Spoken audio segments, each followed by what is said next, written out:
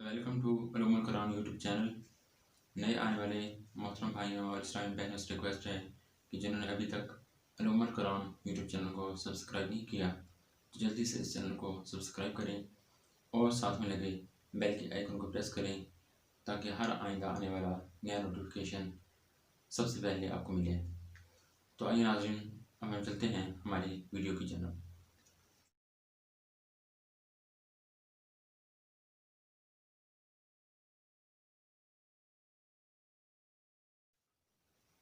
अस्सलाम वालेकुम नाज़रीन, अलूमुल कुरान यूट्यूब चैनल के अंदर आप सबको खुशामदीद कहते हैं। आज हम जिस उन्वान का मुताला करने जा रहे हैं वो है दलाइल नफ्स व आफाक से असबात तौहीद, यानी कि नफ्स व आफाक से के दलाइल से तौहीद को साबित करना। तौहीद का लग़वी मफ़हूम क्या है? तौहीद का मादा है, वाव है, दाल है। वाहद योहिद बाब तफ़ईल से है। लग़वी मैनी, इसका लग़वी मैनी है एक जानना, यकता जानना और वाहद ठहराना, यानी कि अल्लाह ताला को एक मानना, वाहद मानना और उसे अकेला जानना, ये क्या कहलाता है? तौहीद। ये इसका लग़वी मैनी है। इस्लाही मफ़हूम क्या है? इस्लाह में इससे मुराद ये है कि सबसे बरतर और आला और सारी कायनात के खालिक व मालिक हस्ती के वाहद व यकता होने पर ईमान लाना और सिर्फ इसी को इबादत लायक समझना, ये है तौहीद। दलाइल नफ्स से मुराद खुद इंसानी ज़िंदगी के वो जुमला, अहवाल, कैफियत और तग़य्युर इन्हें जिनमें से हर एक हक़ ताला की हस्ती, इसकी खालिकियत और कुदरत के लिए वाज़ह दलील और बुरहान क़ती है कि इंसान जब भी अपनी ज़ात और सिफ़ात में और जो अहवाल इस पर वाक़ हैं उनमें गौर फ़िक्र करेगा तो उसको इस बात का कामिल यकीन होगा कि ज़रूर मेरा पैदा करने वाला एक रब है जिसकी अज़मत और किबरियाई और कमाल कुदरत की कोई हद व तनहा नहीं है। वही मेरा पालने वाला है, इसी के कब्ज़ा कुदरत में मेरी मौत और हयात है। इसी का नाम खुदा है और सिर्फ वही इबादत का मुस्तहिक है। जब इसकी खालिकियत में कोई शरीक नहीं तो क्यों कर मुमकिन है कि इसकी रबूबियत और मबूदियत में कोई उसका शरीक हो? दलाइल नफ्स के तलाश के लिए फ़िक्र इंसानी को हक़ ताला ने दावत दी और इरशाद फरमाया, वफ़ी अनफुसिकुम अफ़ला तुबसिरून, सूरह नाज़ियात है। फरमाया तुम्हारे नफ्सों में खुद बहुत सी निशानियाँ और दलाइल मौजूद हैं जिनसे तुम अपने रब को पहचान सकते हो। तो क्या ए लोगो, फिर भी तुम नहीं देखते कि कैसे कैसे दलाइल खुदाबंदी की कुदरत और वहदानियत के मौजूद हैं। दलाइल आफाक कुरान करीम ने हक़ ताला की हस्ती, इसकी खालिकियत, कुदरत और वहदानियत पर दूसरी किस्म के दलाइल जो कायम किए हैं वो दलाइल आफाक हैं कि खालिक कायनात और सरवर कायनात आलम और आसमान और ज़मीन और इनके दरमियान जुमला मौजूदात और मखलूक़ात को देख कर और ऐसे अजायब अहवाल का मुशाहदा करके जो अक़ूल इंसानी को हैरत में डाल देने वाले हैं, इन मौजूदात का मुशाहिदा और इनमें पैदा होने वाले तग़य्युरात से खालिक हकीकी की खालिकियत व मलकियत पर इस्तदलाल करना, दलाइल पाक से इस्तदलाल किया जा सकता है। आफाकी दलाइल अल्लाह ताला ने कुरान पाक में कुछ और आफाकी दलाइल पेश फरमाए हैं जो इनके इर्द गिर्द मौजूद हैं। अगर वो हदायत कबूल करना चाहें तो ये दलाइल काफ़ी हैं।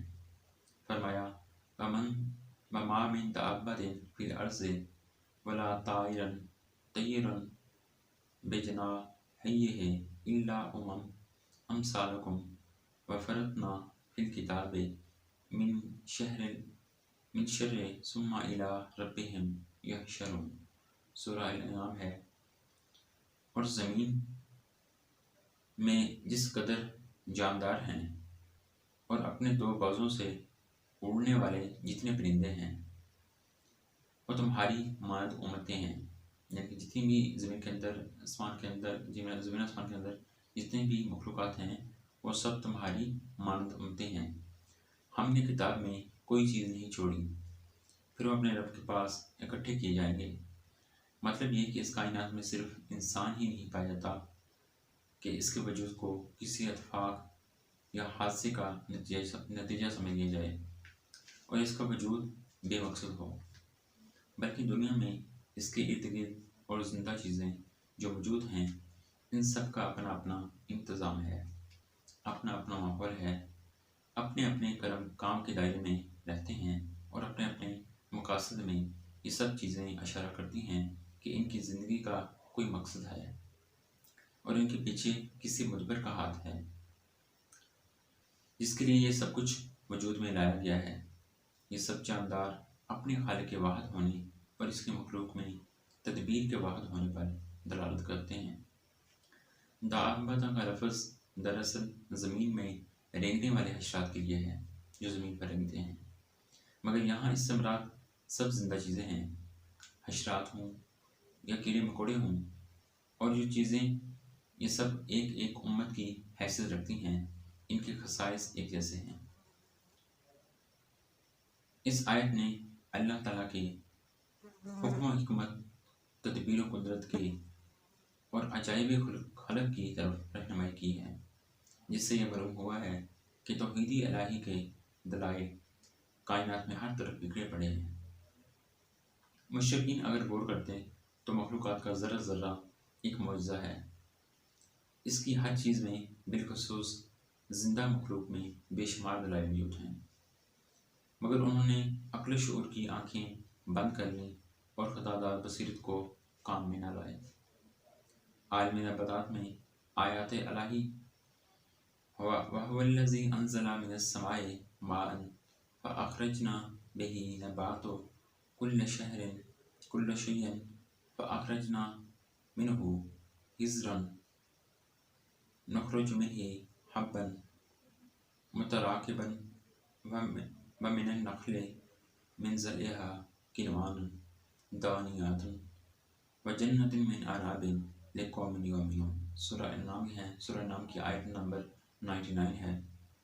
اور اسی نے اتارا آسمان سے پانی، یعنی کہ اسی خدا نے آسمان سے پانی اتارا، پھر نکالی ہم نے اس سے اگنے والی چیز، یعنی اس سے زمین کے اندر جب پانی گرا تو اس سے اگنے والی چیزیں اگیں، پھر نکالی اس میں سے سبز کھیتی، یعنی کہ پھر زمین کے اندر سے سبز کھیتی، ہریالی آئی، سبزی آئی، سبز کھیتی جس سے ہم نکالتے ہیں، دانے پر ایک پر ایک چڑھا ہوا، یعنی کہ جس طرح گندم ہے، گندم کی مثال دی جا رہی ہے کہ دانے جو ہیں وہ ایک دوسرے کے اوپر چڑھے ہوئے ہیں، اور کھجور کے گابے میں پھل کے کچھ گچھے دبے ہوئے، اور باغ انگور کے اور زیتون کے اور انار کے آپس میں ملتے جلتے اور جدا جدا بھی۔ دیکھو ہر ایک درخت کے پھل کو جب وہ پھل لاتا ہے اور اس کے پکنے کو، ان چیزوں میں نشانیاں ہیں واسطے ایمان والوں کی۔ اب کرتے ہیں اس کی تشریح۔ ان آیات میں بادلوں سے پانی اتارنے کا ذکر ہے۔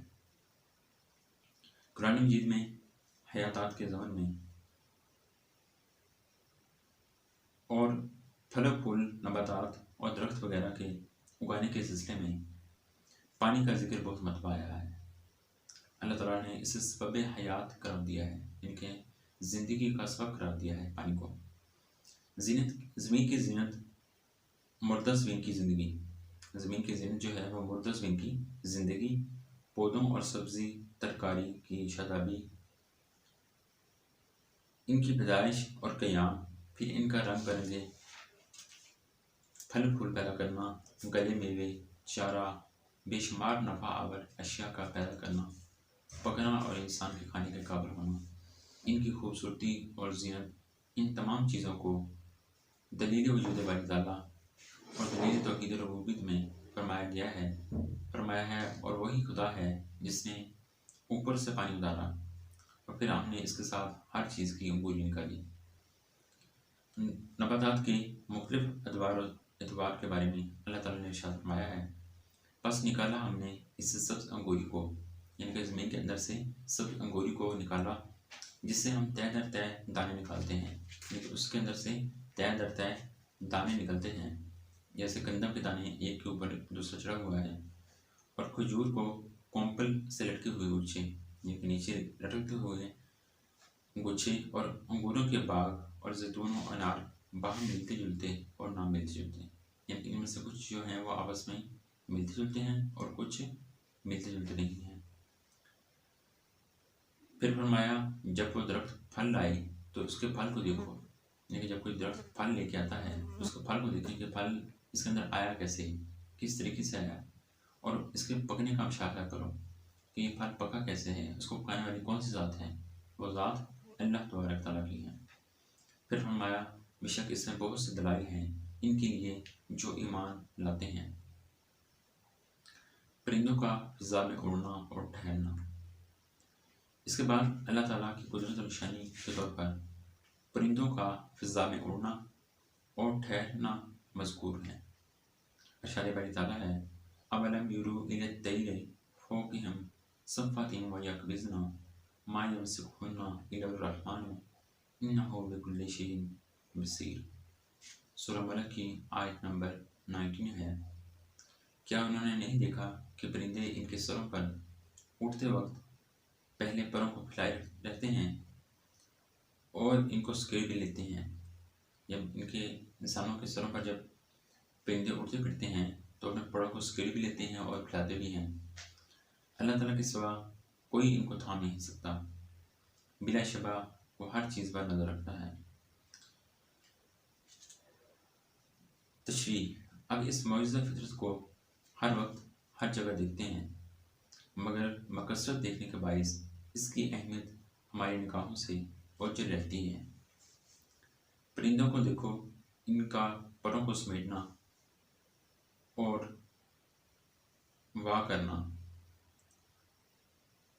پھر سمیٹنا اور کھولنا، انہیں ہوا سے نیچے نہیں گراتا، ان کو اپنے پروں کو کھول رہے ہیں، بند کر رہے ہیں، کھول رہے ہیں پھر بند کر رہے ہیں، تو ان کے جو ہیں وہ پر جو ہیں وہ اس طرح پھل سکڑ رہے ہیں اور اکٹھے ہو رہے ہیں، لیکن وہ نیچے نہیں گرتے۔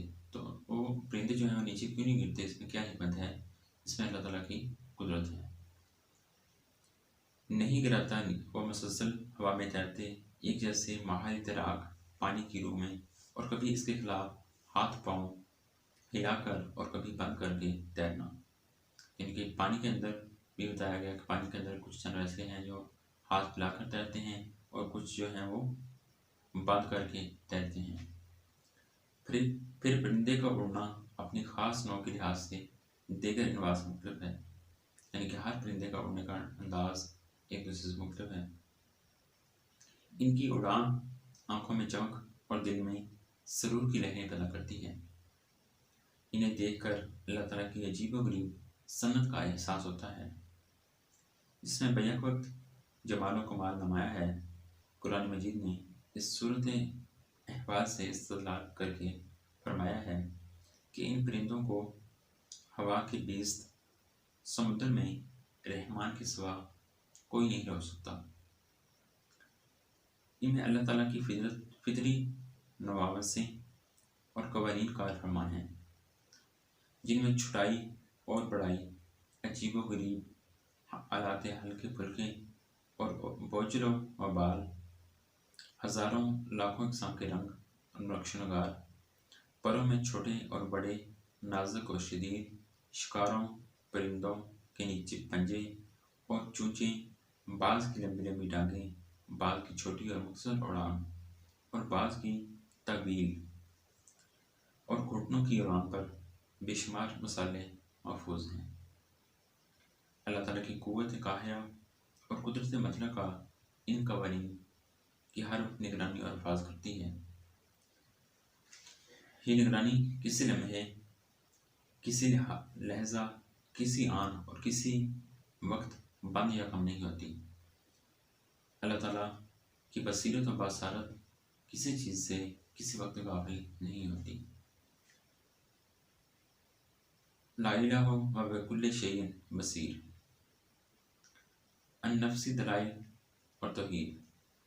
اللہ تعالیٰ نے انسان کو ہدایت و ادراک کے وسائل دولات بخش دیے ہیں۔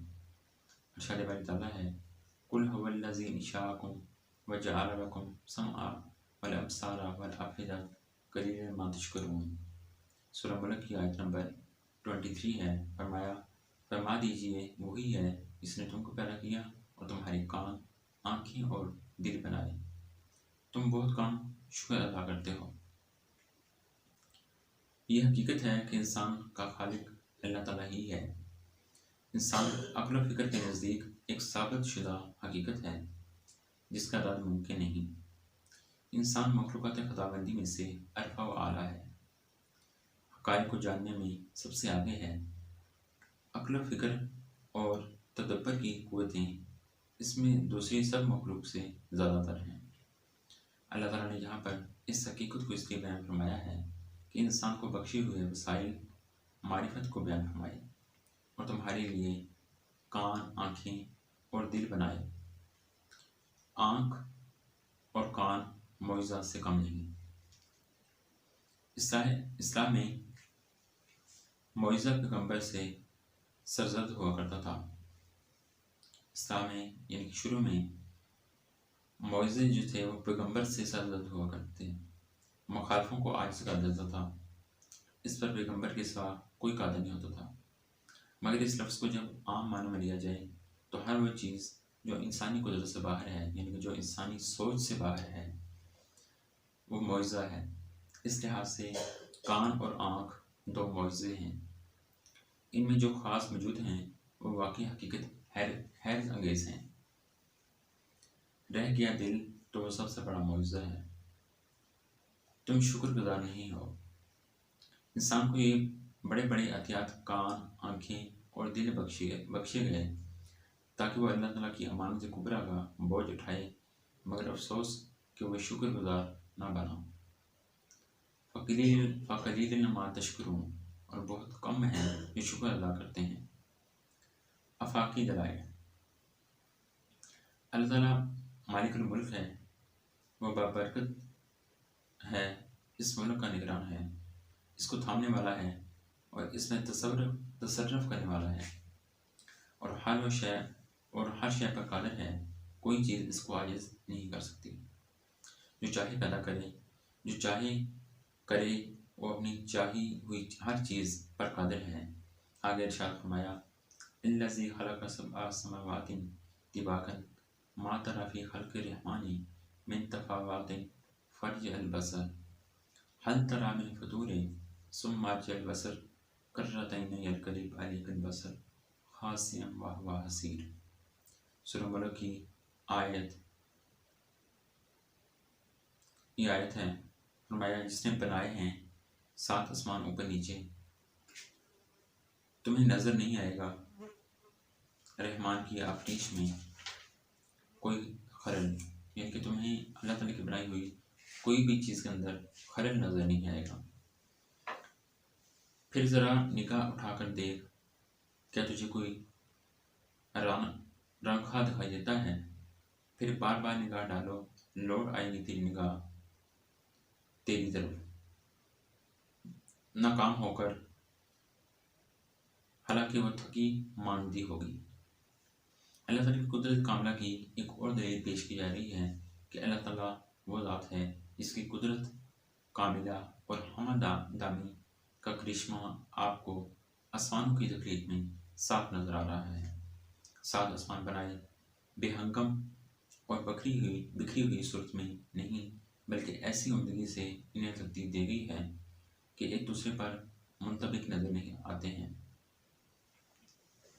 دنیا بھر کے نقادوں اور انجینئروں اور علوم لطیفہ کے ماہرین کو دعوت۔ جو کچھ ہم نے پیدا کیا ہے، آسمان، زمین، پہاڑ، ہر قسم کی بے جان اور جاندار مخلوق، سب کو دیکھو، غور سے دیکھو، تنقیدی نگاہ سے دیکھو، ایک بار نہیں بار بار دیکھو۔ بتاؤ تمہیں اس میں کوئی نقص، کوئی عیب، کوئی رنخا، کوئی شگاف یا ترتیب و تناسق میں کوئی کوتاہی نظر آتی ہے؟ تم عمر بھر کسی نقص کی تلاش میں سرگرداں رہو، تمہاری نگاہیں تھک کر چور ہو جائیں گی، لیکن انہیں کوئی عیب تلاش کرنے میں کامیابی نہیں ہوگی۔ جو ہم نے بنا دیا ہے، جیسا بنا دیا ہے، اس سے بہتر کا تصور ہی نہیں کیا جا سکتا۔ کیا کوئی کہہ سکتا ہے کہ آسمان کی بلندی اتنی اور اتنا پھیلاؤ نہیں ہونا چاہیے تھا، اور اس کی فضا میں جو اربوں تارے جگمگا رہے ہیں ان کی ترتیب درست نہیں ہے؟ یا جس طرح زمین کو بنایا گیا ہے اس میں رد و بدل کی گنجائش ہے؟ ان بڑی بڑی چیزوں کو رہنے دو، ذرا اپنے انسانی پیکر میں غور کرو اور اس کے نقشہ میں کوئی ترمیم پیش کرو۔ چہرے پر ناک، منہ، آنکھیں، ہونٹ،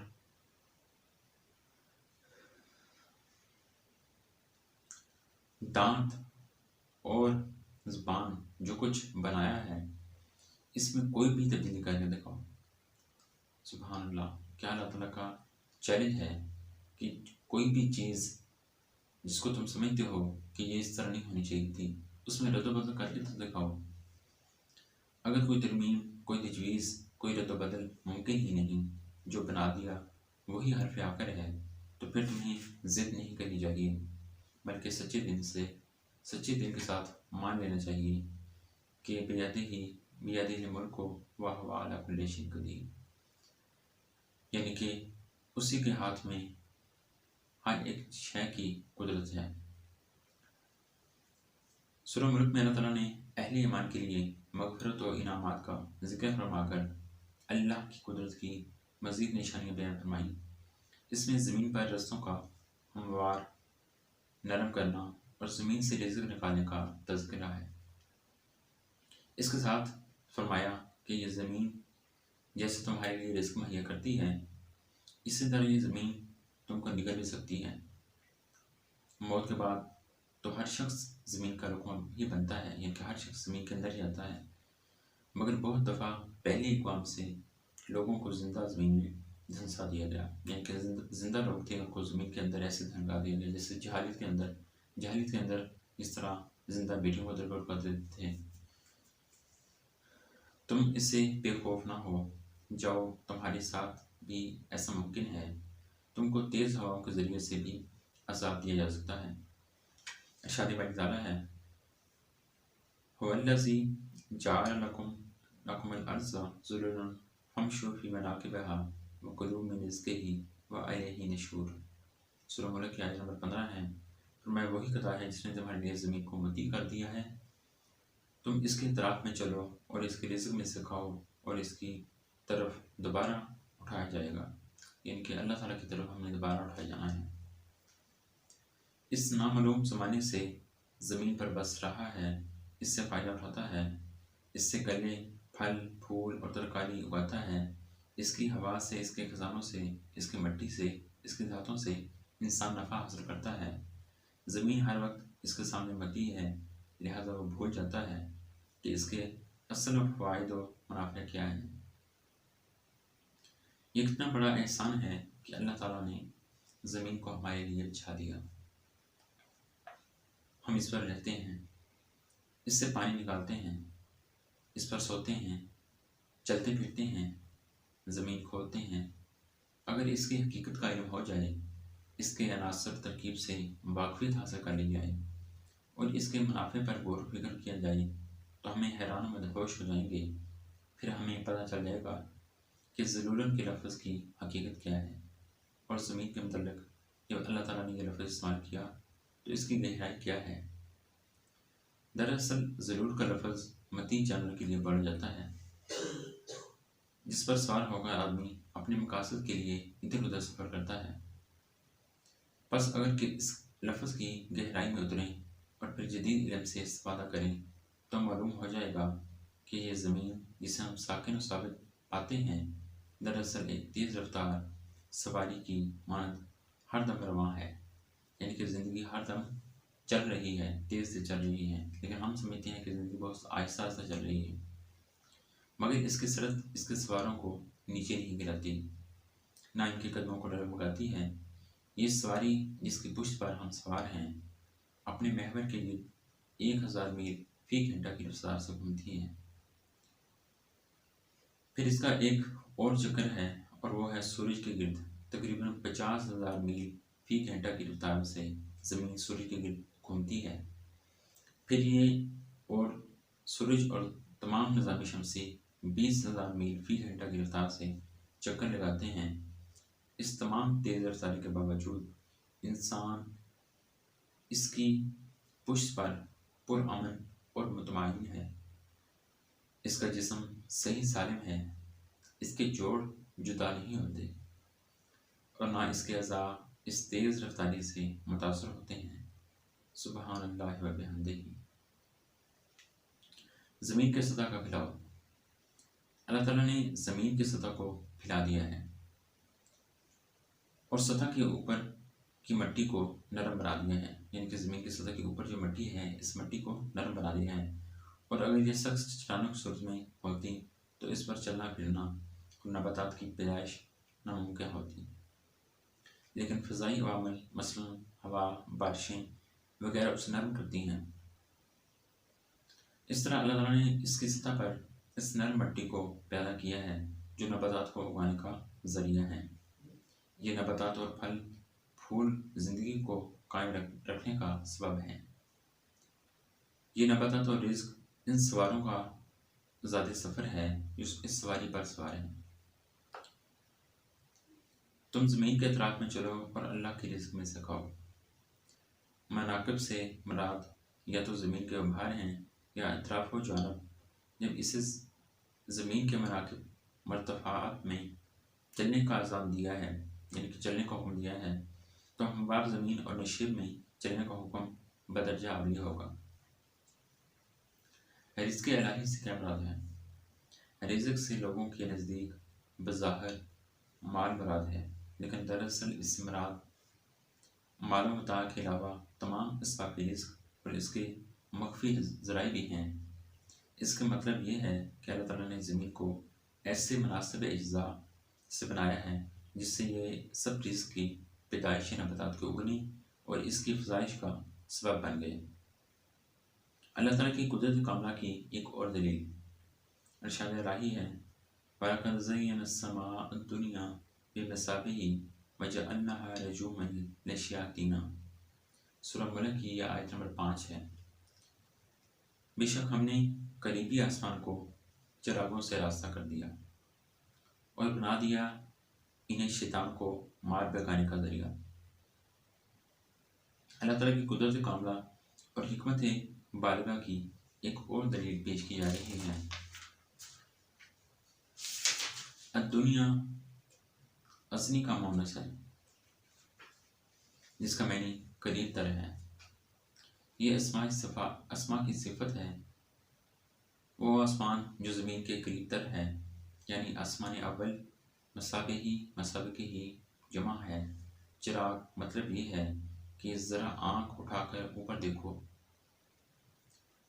کروڑوں اربوں راستے تمہیں یوں نظر آئیں گے گویا انہیں گنبد نیلوفری میں بڑے سلیقے اور مہارت سے آویزاں کر دیا گیا ہے۔ ان سے رات کے اندھیروں میں تم روشنی حاصل کرتے ہو اور لکھوں تک صحراؤں اور بے کران سمندروں میں سفر کرتے ہوئے ان کے ذریعے ہی تم اپنی منزل کی سمت کا تعین کرتے ہو۔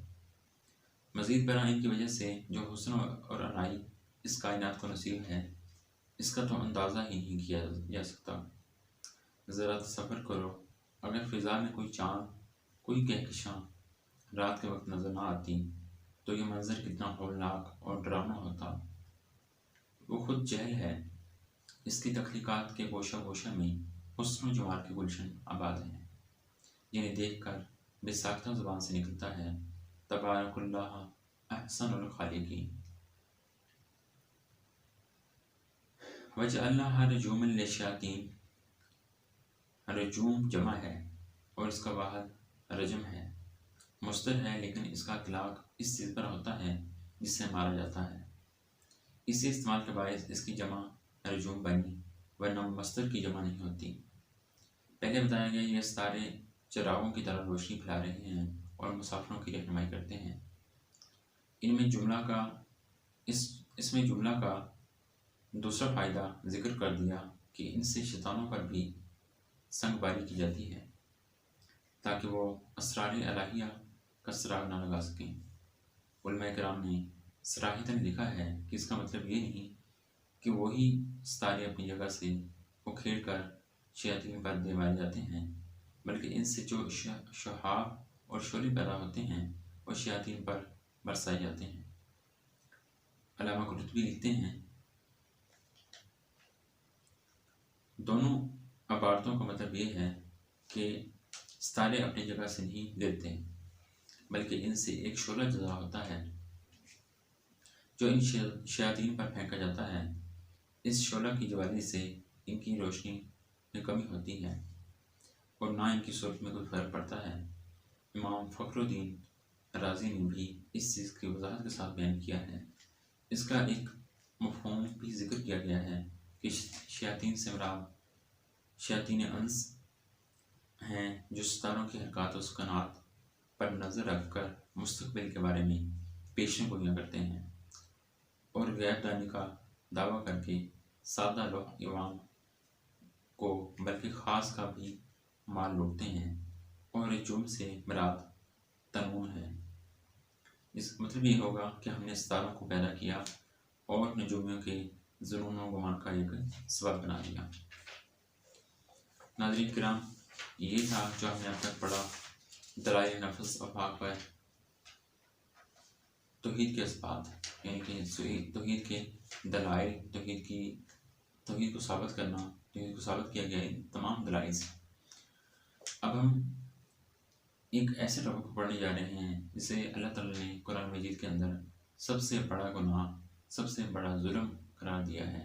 آپ سمجھ گئے ہوں گے، جی ہاں، اس کا نام شرک ہے۔ شرک کا لغوی مفہوم کیا ہے؟ شرک کا لغوی معنی شریک کرنے یا شامل کرنے کے ہیں۔ اصطلاحی معنی، اسلامی اصطلاح میں اللہ کی ذات و صفات میں کسی اور ہستی کو شریک کرنا شریک کہلاتا ہے۔ چنانچہ شرک کرنے والے کو مشرک کہا جاتا ہے۔ شرک توحید کی ضد ہے۔ اللہ تعالیٰ کی وحدانیت کو نہ ماننے والا مشرک اور کافر ہوتا ہے۔ بات کرتے ہیں شرک کی اقسام کی۔ شرک کی کئی قسمیں ہیں۔ ذات میں شرک، اس کا مطلب یہ ہے کہ اللہ تعالیٰ کی ذات میں کسی دوسرے کو شریک کرنا اور کسی مخلوق کو خدا کے برابر یا ہمسر خیال کرنا۔ مثلاً عیسائیوں کا حضرت عیسیٰ علیہ السلام کو خدا کا بیٹا کہنا اور انہیں ربوبیت کا درجہ دینا، یعنی وہ آج تک عقیدہ تثلیث کے قائل ہیں۔ مشرکین عرب کا فرشتوں کو خدا کی بیٹیاں قرار دینا، مجوسی یا پارسائیوں کا نیکی اور بدی کے دو الگ الگ خدا ماننا، جنہیں وہ یزداں اور اہرمن کہتے ہیں، اور یہودی حضرت عزیر علیہ السلام کو خدا کا بیٹا کہتے ہیں۔ صفات میں شرک، اس کا مطلب یہ ہے کہ خدا جیسی صفات اور قدرت کسی دوسرے میں خیال کرنا یا ماننا۔ جیسے قدرت و طاقت اللہ تعالیٰ کے لیے مخصوص ہے، وہ مخلوق میں جاننا اور غیر اللہ کو مشکل کشا اور حاجت روا خیال کرنا، یہ خدا کی صفات میں شرک کہلاتا ہے۔ شرک فی صفات کی کئی قسمیں ہیں۔ شرک فی العلم، اللہ علم کی وہ صفت جو خدائے تعالیٰ نے کے ساتھ مخصوص ہے، اس میں کسی دوسری ہستی کو شریک کرنا شرک ہے۔ جیسے کسی بزرگ ولی کے بارے میں عقیدہ رکھنا کہ یہ بھی علم غیب رکھتے ہیں، یہ شرک ہے۔ ارشاد ربانی ہے، قُل لَا أَقُولُ لَكُمْ عِندِي خَزَائِنُ اللَّهِ وَلَا عَالِمُ الْغَيْبِ، اے نبی کہو میں یہ نہیں کہتا کہ میرے پاس اللہ کے خزانے ہیں اور نہ ہی میں علم غیب رکھتا ہوں۔ وَعِندَهُ مَفَاتِحُ الْغَيْبِ لَا يَعْلَمُهَا إِلَّا هُوَ، اور غیب کی کنجیاں تو صرف اس کے پاس ہیں، اس کے سوا ان کو کوئی نہیں جانتا۔ شرک فی الحاکمیت، اختیارات میں شرک اپنے بندوں پر حکم چلانا اور قانون نافذ کرنا صرف اللہ تعالیٰ کا اختیار ہے۔ اگر کوئی انسان یہ کہتا ہے کہ فلاں شخص یا اشخاص اختیار رکھتے ہیں تو وہ شرک فی الحاکمیت ہے، یعنی کہ اگر کسی انسان کسی دوسرے انسان کے بارے میں کہتا ہے کہ وہ اس چیز کا اختیار رکھتا ہے، یعنی کہ جیسے اختیارات اللہ تعالیٰ کے پاس ہیں، اگر کوئی شخص کہتا ہے کہ ایسے اختیارات دوسرے بندوں کے پاس بھی ہیں تو یہ کیا ہے؟ شرک فی الحاکمیت ہے، یعنی کہ اللہ تعالیٰ کی حاکمیت میں کسی کو شریک ٹھہرانا۔ ارشاد باری تعالیٰ ہے وَلَمْ يَكُنْ لَهُ شَرِيكٌ فِي الْمُلْكِ وَلَمْ يَكُنْ لَهُ وَلِيٌّ مِنَ الذِّلِّ، نہ کوئی بادشاہی میں اس کا کوئی شریک ہے اور نہ وہ عاجز ہے کہ اس کا کوئی شہنشاہ ہے۔ شرک فی القدرت، اللہ تعالیٰ کو اپنی مخلوق پر جو قدرت حاصل ہے اس کے متعلق سمجھنا کہ وہ کسی غیر اللہ، ولی، شہید، امام یا بزرگ کو بھی حاصل ہے، یہ شرک ہے۔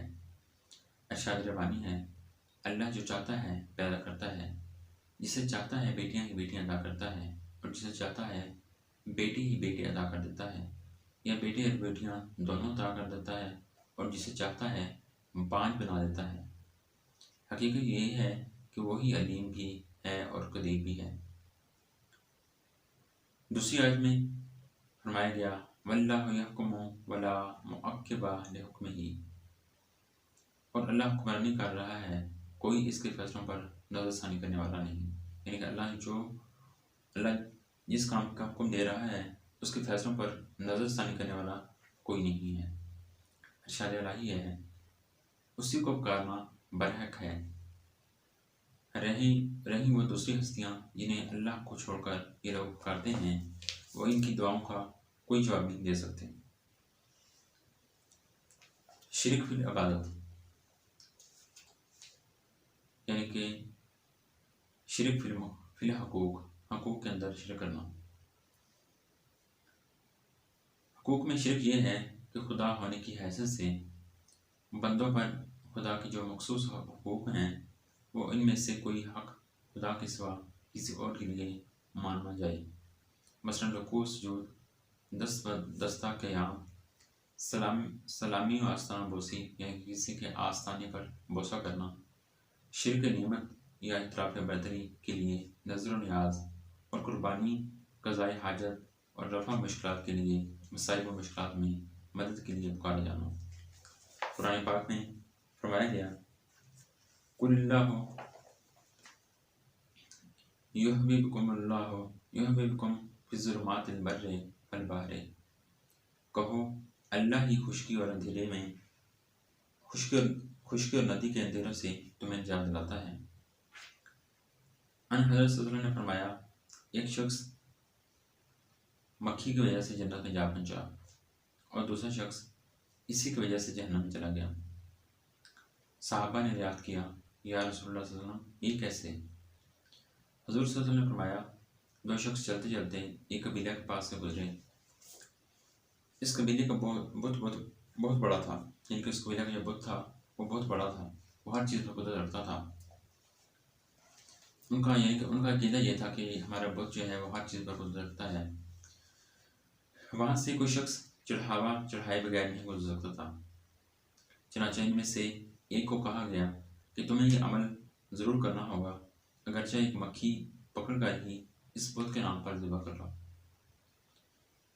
اس مسافر نے ایک مکھی پکڑ کر اس کے نام پر قربان کر دی تو انہوں نے اس کو جانے دیا، تو یہ شخص مکھی کو غیر اللہ کے نام قربان کرنے کی وجہ سے جہنم میں چلا گیا۔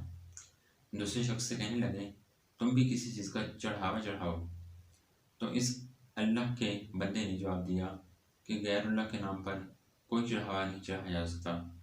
اس جواب سنتے ہی انہوں نے اس مرد مجاہد کو شہید کر دیا، یہ سیدھا جنت میں جا پہنچا۔ شرک کی مذمت قرآن کی روح سے۔ شرک ظلم عظیم ہے۔ شرک کبیرہ گناہوں میں سب سے بڑا گناہ ہے، اس بنا پر خالق کائنات نے اس کو ظلم عظیم قرار دیا ہے۔ فرمان الہی ہے ان شرک لظلم عظیم، سورہ لقمان کی آیت نمبر 13 ہے، بے شک شرک ظلم عظیم ہے۔ مشرک اور تمام اعمال کا عقارت ہو جانا۔ ارشاد الہی ہے، تمہاری طرف اور تم سے پہلے گزرے ہوئے تمام انبیاء علیہ السلام کی طرف وہی بھیجی جا چکی ہے۔ اگر تم نے شرک کیا تو تمہارے عمل بھی عقارت ہو جائیں گے اور تم خسارے میں پڑ جاؤ گے۔ لہذا تم اللہ ہی کی بندگی کرو اور اس کے شکر گزار بندوں میں سے ہو جاؤ۔ شرک اور روحانی ترقی کی تمام استدعاؤں کا باطل ہو جانا۔ فرمان الہی ہے، ان کے دل ہیں مگر وہ ان سے سمجھتے نہیں، ان کی آنکھیں ہیں مگر وہ ان سے دیکھتے نہیں، ان کے کان ہیں مگر وہ ان سے سنتے نہیں۔ یہی لوگ چوپایوں کی طرح ہیں بلکہ ان سے بھی بدتر ہیں۔ جھوٹے معبود نفع نقصان نہیں پہنچا سکتے۔ فرمان الہی ہے، اور یہ جو لوگ خدا کے سوا ایسی چیزوں کی پرستش کرتے ہیں جو نہ ان کا کچھ بگاڑ سکتی ہیں اور نہ کچھ بھلا کر سکتی ہیں، اور کہتے ہیں کہ یہ خدا کے پاس ہماری سفارش کرنے والے ہیں، کہہ دو کہ تم خدا کو ایسی چیز بناتے ہو جس کا وجود نہ آسمانوں میں معلوم ہوتا ہے اور نہ زمین میں، وہ پاک ہے ان کے شرک سے بہت بلند ہے۔ شرک ناقابل معافی جرم ہے۔ ارشاد خداوندی ہے، ان اللہ لا یغفر ان یشرک بہ ویغفر ما دون ذلک لمن یشاء۔ اللہ تعالیٰ شرک کرنے والوں کو معاف نہیں کرتا، اس کے علاوہ جس کو چاہے معاف فرما دے، یعنی بڑے سے بڑے گناہ گار کو بھی اللہ تعالیٰ بخش دے۔ شرک کی ہلاکت آفرینی کا بیان۔ ومن یشرک باللہ فإنما خر من السماء فنخل الطیر ونحوی بہ ریاح فی مکان صحیح۔ جو اللہ کے ساتھ شریک مقرر کر گیا وہ گویا ایسا ہے جیسے آسمان سے گر پڑا، پھر پرندے اس کو اچک لے جائیں یا ہوا کسی اور جگہ اڑا کر پھینک دے۔ خالق اور مخلوق برابر نہیں ہو سکتے۔ ارشاد خداوندی ہے، افمن یخلق کمن یخلق افلا تذکرون۔ سورہ نحل کی آیت نمبر 17 ہے۔ بھلا جو پیدا کرے برابر ہے اس کے جو نہ پیدا کرے، کیا تم سوچتے نہیں؟ یعنی کہ جو اللہ تعالیٰ پیدا کرتا ہے، اور ایک خدا جس کو تم اپنا بت کو یا کسی بھی چیز کو جس کو تم خدا سمجھتے ہو، وہ کسی چیز کو پیدا نہیں کر سکتا، لیکن خدا نے تو انسان کو بنایا ہے، انسان کو بنایا ہے، اس طرح کی بے شمار مخلوقات کو بنایا ہے۔ کیا تم اس کے بارے میں سوچتے نہیں کہ وہ پیدا کرنے والا اور نہ پیدا کرنے والے یہ دونوں برابر کیسے ہو سکتے ہیں؟ مفتی محمد شفیع خلاصہ تفسیر میں لکھتے ہیں، سو جب اللہ تعالیٰ کا خالق اشیاء مذکور ہونا اور اس میں اس کا منفرد ہونا ثابت ہو چکا، تو کیا یہ شخص پیدا کرتا ہے، یعنی اللہ تعالیٰ وہ ایک جیسا ہو جائے گا جو پیدا نہیں کرتا، کہ تم دونوں کو معبود سمجھ لیں گے، تو اس میں اللہ تعالیٰ کی اہانت ہے کہ اس کو بتوں کے برابر کر دیا۔ معبودان باطل کس طرح عبادت کے مستحق ہو سکتے ہیں؟ ارشاد الہی ہے، والذین یدعون من دون اللہ لا یخلقون شیئا هم یخلقون اموات غیر احیاء وما یشعرون ایانا یبعثون۔ سورہ نحل کی آیت نمبر 20 اور 21 ہے۔ اور جن کو پکارتے ہو اللہ کے سوا کچھ پیدا نہیں کرتے، وہ خود پیدا کیے ہوئے ہیں، یعنی کہ اللہ کے سوا تم جن کو پکارتے ہو وہ کچھ پیدا نہیں کر سکتے، بلکہ وہ تو خود اللہ تعالیٰ کے بنائے ہوئے ہیں۔ مردے ہیں جن میں جان نہیں اور انہیں نہیں جانتے کب اٹھا لی جائیں گے۔ اوپر قاعدہ پوری ثابت ہو چکا ہے کہ غیر خالق اور خالق مساوی نہیں ہو سکتے، یعنی کہ پیدا کرنے والا اور نہ پیدا کرنے والے برابر نہیں ہو سکتے۔ بس یہ معبود کیسے مستحق عبادت ہو سکتے ہیں؟ جھوٹے معبود نہ روزی دے سکتے ہیں نہ قدرت رکھتے ہیں۔ ارشاد باری تعالیٰ ہے، وَيَعْبُدُونَ مِن دُونِ اللَّهِ مَا لَا يَمْلِكُ لَهُمْ رِزْقًا مِنَ السَّمَاوَاتِ وَالْأَرْضِ شَيْئًا وَلَا يَسْتَطِيعُونَ۔ سورہ نحل کی آیت نمبر 73 ہے۔ اور پوجتے ہیں اللہ کے سوا دوسروں کو جو مختار نہیں، ان کی روزی کے آسمان اور زمین سے جو کچھ بھی اور نہ قدرت رکھتے ہیں، یعنی نہ بارش برسانے کا ان کو اختیار ہے، نہ زمین سے کچھ پیدا کرنے کا، نہ قدرت رکھتے ہیں، اس کی نفی سے زیادہ مبالغہ ہو گیا، کیونکہ بعض دفعہ دیکھا جاتا ہے کہ ایک شخص بالفعل تو با اختیار نہیں ہے، لیکن جدوجہد سے اختیارات حاصل کر لیتا ہے، اس لیے اس کی بھی نفی فرما دی۔ دنیا کے دو طبقات سے شرک کی نفی۔ سورہ نحل کی آیت نمبر 75 میں فرمایا، اللہ تعالیٰ نے بتلائی ایک مثال ایک بندہ پر مال نہیں قدرت رکھتا کس چیز پر، اور ایک جس کو ہم نے روزی دی اپنی طرف سے، کسی خاص روزی سودا خرچ کرتا ہے، یعنی کہ 100 خرچ کرتا ہے، اس میں سے چھپا کر اور سب کے روبرو، یعنی کہ جو ہم نے اپنے بندے کو دیا تو اس میں سے جو کچھ خرچ کرتے ہیں اپنے بندوں کو دکھا کر اور کچھ چھپا کر، کہیں برابر ہوتے ہیں، سب تعریف اللہ کو یہ لوگ نہیں جانتے۔ اور آیت نمبر 76 میں فرمایا، اور بتائی اللہ نے ایک دوسری مثال، 2 مرد ہیں، ایک گونگا کچھ کام نہیں کر سکتا اور وہ بھاری ہے اپنے ساتھ پر، جس طرف اس کو بھیجی نہ کر کے لائے کچھ بلائی، کہیں برابر ہے وہ، اور ایک وہ شخص جو حکم کرتا ہے انصاف سے اور ہے سیدھی راہ پر، یعنی کہ ایک بہرا گونگا ہے، وہ بھاری اپنے ساتھ پر مطلب کہ کچھ بھلائی نہیں کر سکتا، اور ایک دوسرا ہے جو شخص حکم کرتا ہے انصاف سے اور سیدھی راہ پر، یعنی کہ جو انصاف اور سیدھی راہ کے بتلائے ہوئے راستے پر چل کر انسان کو ہدایت کی طرف بلاتا ہے۔ کیا ان دونوں کا مقابلہ ہو سکتا ہے؟ بالکل نہیں۔ مفتی محمد شفیع اپنی تفسیر معرفی قرآن میں لکھتے ہیں، آخری 2 آیتوں میں انسان کی جو مثالیں دی گئی ہیں، ان میں سے پہلی مثال میں تو آقا اور غلام یعنی مالک اور مخلوق مثال دے کر بتایا کہ جب یہ دونوں ایک ہی جنس اور ایک ہی نوع کے ہوتے ہوئے آپس میں برابر نہیں ہو سکتے تو کسی مخلوق کو خدا کے ساتھ کیسے برابر ٹھہراتے ہو۔ اور دوسری مثال میں ایک طرف ایک انسان ہے جو لوگوں کو عدل و انصاف اور اچھی باتیں سکھاتا ہے، جو اس کی قوت علمیہ کا کمال ہے، اور خود بھی معتدل اور سیدھے راستے پر چلتا ہے، جو اس کی قوت عملیہ کا کمال ہے۔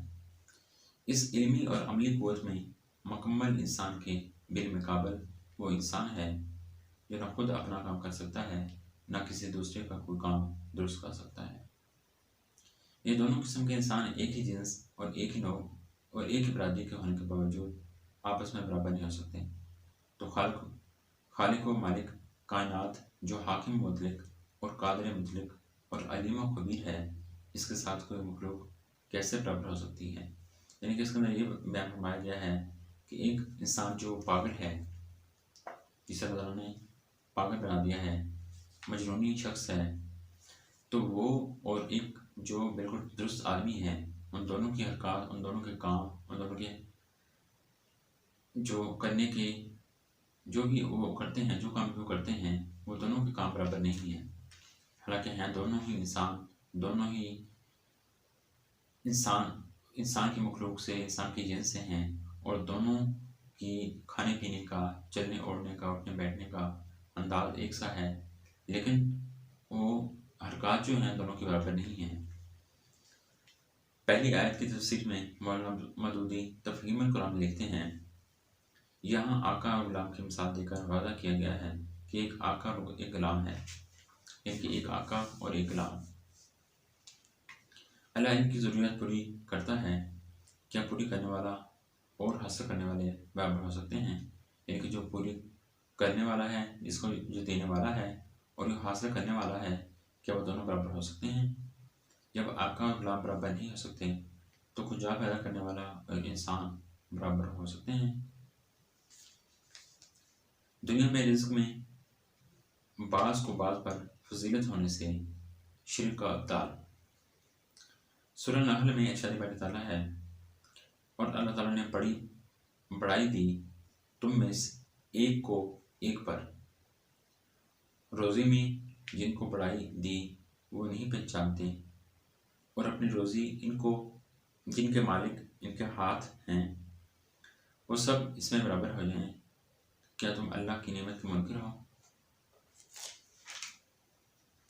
مولانا مفتی شفیع لکھتے ہیں، اس مثال سے سمجھو کہ جب مشرکین بھی یہ تسلیم کرتے ہیں کہ بت اور دوسری مخلوقات جن کی وہ پرستش کرتے ہیں سب اللہ تعالیٰ کے مخلوق اور مملوک ہیں، تو یہ کیسے تجویز کرتے ہیں کہ یہ مخلوق و مملوک اپنے خالق مالک کے برابر ہو جائے؟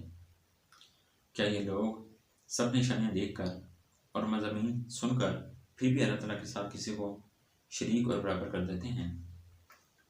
اس کا لازمی نتیجہ یہ ہے کہ وہ خدا تعالیٰ کی نعمتوں کا انکار کرتے ہیں، کیونکہ اگر یہ اقرار ہوتا کہ سب نعمتیں صرف اللہ کی دی ہوئی ہیں، ان میں کسی خود تراشیدہ بت کا یا کسی انسان اور جن کا کوئی دخل نہیں، تو پھر ان چیزوں کو اللہ تعالیٰ کے برابر کیسے قرار دیتے ہیں؟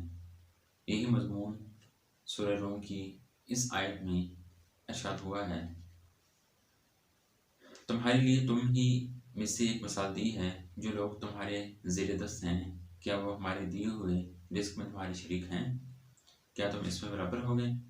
اس کا حاصل بھی یہی ہے کہ تم اپنے مملوک غلاموں اور خدمتگاروں کو اپنے برابر کرنا پسند نہیں کرتے، تو اللہ کے لیے یہ کیسے پسند کرتے ہو کہ وہ اس کی مخلوق و مملوک چیزیں برابر ہو جائیں؟ بارش کی وجہ سے زمین مردہ زمین کی رویدگی کی صلاحیت سے رد شرک۔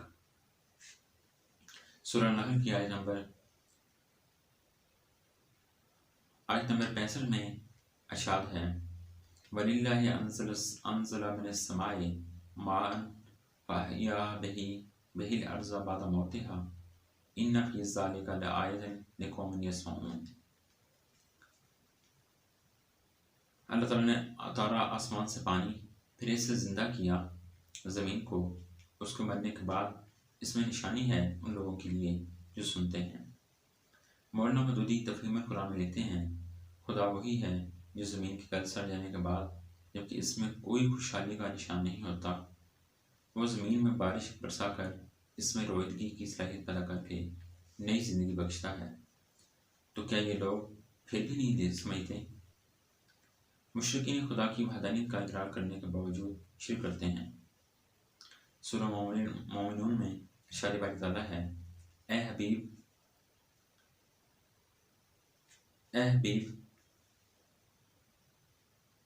آپ پوچھئے کس کی ملکیت میں ہے یہ زمین اور جو کچھ اس میں ہے، بتاؤ اگر تم جانتے ہو۔ وہ کہیں گے یہ سب اللہ کی ملکیت ہے۔ پھر فرمائیے کیا تم غور نہیں کرتے؟ پوچھئے کون ہے مالک 7 آسمان کا اور کون ہے مالک عرش عظیم کا؟ وہ کہیں گے یہ سب اللہ کی ملکیت ہے۔ ضیاء القرآن میں پیر کرم شاہ ظاہری لکھتے ہیں، اے نبی مکرم، اب ان سے پوچھو کہ زمین و آسمان میں کوئی بڑی سے بڑی چیز جس کا ہم تصور کر سکتے ہیں ایسی ہے جو اللہ کے ملک میں نہ ہو؟ یعنی کہ کیا زمین کے اندر کوئی ایسی بڑی سے بڑی کوئی چیز ایسی ہے جس کا تصور ہم کر سکتے ہیں؟ تو کیا اس کو اللہ تعالیٰ نے نہیں بنایا؟ یعنی کوئی چیز ایسی ہے زمین کے اندر جس کو اللہ تعالیٰ نے نہیں بنایا اور جس پر اس کا حکم نہ چل سکے؟ یعنی کہ کوئی چیز زمین کے اندر ایسی نہیں ہے جس پر اللہ تعالیٰ کو حکم نہ چلتا ہو۔ انسان کی سوچ پر بھی اللہ تعالیٰ کا حکم چلتا ہے۔ ہر ایک چیز، جانور ہے، پرندے ہیں، ہر ایک چیز پر اللہ تعالیٰ کی قدرت ہے۔ ہر ایک چیز جو ہے اللہ تعالیٰ کے حکم کے مطابق چل رہی ہے، اللہ تعالیٰ کے حکم کی تعمیل کر رہی ہے۔ وہ قادر مطلق ہے تو جس کو چاہے پناہ دے، کسی کی مجال نہیں کہ اف کر سکے، کسی میں یہ طاقت نہیں کہ اللہ تعالیٰ کی مرضی کے خلاف کسی کو پناہ دے سکے۔ اب تم ایسی ہستی کی نشاندہی کر دو جو اس صفت سے متصف ہو. یعنی یہ کہا جا رہا ہے کوئی ایسی ہستی بتا دو جو اس اللہ تعالیٰ کے کوئی ایسی ہستی بتا دو جو اللہ تعالیٰ کی ہستی کے برابر ہو. یعنی کہ جو اللہ تعالیٰ کی ہستی اللہ تعالیٰ کی ذات کے برابر ہو، جو اس جیسی قدرت رکھتی ہو. کوئی ایسی زمین کی کوئی ایسی صفت رکھنے والے کسی آدمی کی نشاندہی کر دو. تمہیں کوئی ایسا نہیں ملے گا جو خدا جیسی قدرت اور خدا جیسے اوصاف رکھے گا. مولانا امین احسن اصلاحی تدبر قرآن میں لکھتے ہیں ان کے لیے تنبیہ ہے کہ یقیناً تم جھوٹے ہو، کہ یہ سب تسلیم کرنے کے بعد تم کہاں بھٹکے جا رہے ہو، اور یقیناً یہ ان کی گمراہی کی بہت بڑی شکل ہے، اور اس گمراہی کا انجام یقیناً ان کے لیے بہت ہولناک ہوگا. معبودان باطل قیامت کے روز ناطقی کا اظہار کریں گے.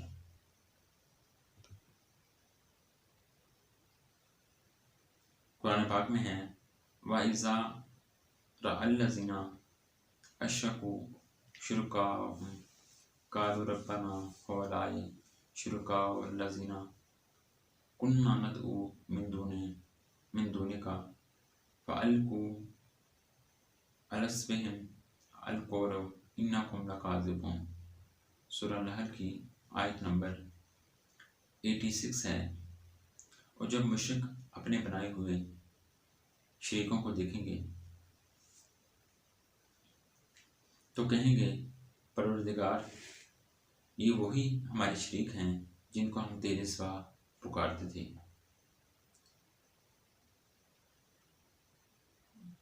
تو ان کے کلام کو مسترد کر دیں گے.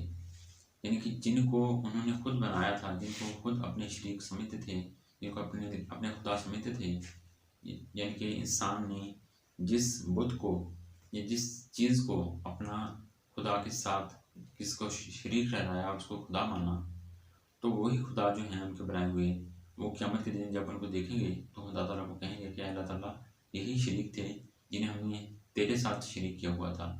تو وہ شریک خود کہیں گے کہ اے اللہ تعالیٰ ہم نے تو ان سے نہیں کہا تھا کہ ہمیں شریک بناؤ. وہ ان کے کلام کو مسترد کر دیں گے اور ان سے کہیں گے کہ تم جھوٹے ہو.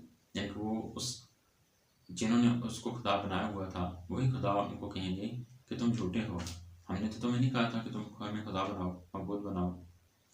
سورہ بقرہ میں ارشاد ہوا اذا تبرأ الذین اتبعوا من الذین اتبعوا ورأوا العذاب تقطع بهم الاسباب. سورہ بقرہ کی یہ آیت نمبر 166 ہے، 166ویں آیت ہے. اس وقت یہ کیفیت ہوگی کہ وہی پیشوا اور رہنما جن کی دنیا میں پیروی کی گئی تھی، یعنی کہ وہ پیشوا اور رہنما جن کی دنیا کے اندر وہ پیروی کر رہے تھے، اپنے پیرووں سے لاطقی کا اظہار کریں گے. مفتی محمد شفیع لکھتے ہیں جب مشرک لوگ قیامت کے دن اپنے شرکاء کو دیکھیں گے تو بطور اقرار جرم کہیں گے کہ اے ہمارے پروردگار یہ ہیں وہ معبود جن کو ہم پوجتے تھے، اور معبودان باطل بھی اس روز ان سے بیزاری کا اظہار کریں گے. یعنی کہ ان کے معبودان باطل بھی جو ہیں وہ بھی اس دن بیزار ہو کر کہیں گے کہ ہم یہ باطل ہیں، ہم نے ان سے نہیں کہا تھا. یہ بھی بیزاری کا اظہار کر دیں گے. تو ناظرین کرام، بجائے اس کے کہ ہم شرک کریں، ہم ہر ایک کو خدا کے ساتھ شریک ٹھہرائیں. بہتر ہے کہ ہم آج ہی سے اپنی اصلاح کر لیں، کیونکہ قرآن نے اس شرک کو بہت بڑا ظلم قرار دیا ہے، اس کو بہت بڑا گناہ قرار دیا ہے. فرمایا کہ ہر گناہ کی معافی ہو سکتی ہے، حتیٰ کہ یہ بھی فرمایا گیا کہ آسمان سے زمین تک ساری خلا کو گناہوں سے بھر لاؤ، وہ گناہ معاف کر دیے جا سکتے ہیں، لیکن اگر اس کے ساتھ شرک ہوگا تو شرک کو بھی معاف نہیں کیا جائے گا. تو ناظرین کرام، ہمیں شرک سے بچنا چاہیے، اور اس سے پہلے ہم نے جو چیپٹر پڑھا توحید، اس توحید کو ہمیں اپنانا چاہیے. دعا ہے کہ اللہ تبارک تعالیٰ ہمیں شرک سے بچنے کی اور توحید کو اپنانے کی قوت اور ہمیں اس چیز کا فہم عطا کریں اس کے ساتھ ہی ہم آپ سے اجازت چاہتے ہیں، اگر آپ کو ہماری ویڈیوز اچھی لگیں تو ویڈیو کو لائک کریں اور ہمارے اس چینل علوم القرآن یوٹیوب چینل کو سبسکرائب کریں۔ انشاءاللہ ملتے ہیں ایک نئی ویڈیو کے ساتھ، تب تک کے لیے ہمیں اجازت دیجیے۔ اللہ حافظ۔